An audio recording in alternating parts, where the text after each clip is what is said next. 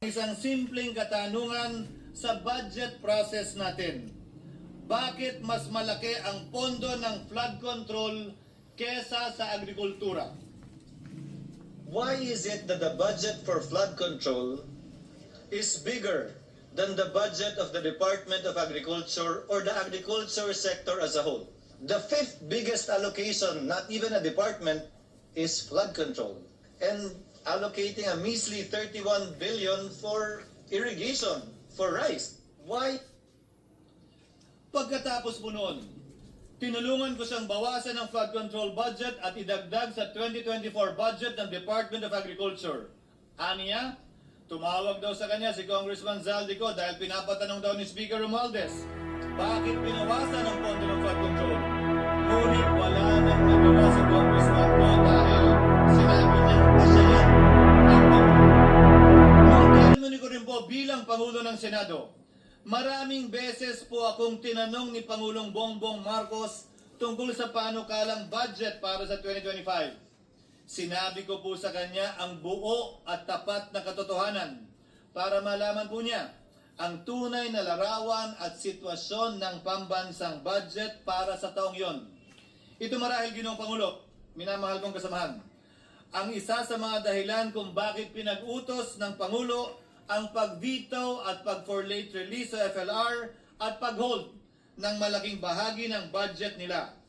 Marahil, isa rin ito sa mga dahilan kung bakit ninais ng Pangulo na matanggal si Congressman Zaldico bilang chairman ng House Committee on Appropriations dahil sa mga inilahad ko at marahil na-discover din ng Pangulo kaugnay sa 2025 budget.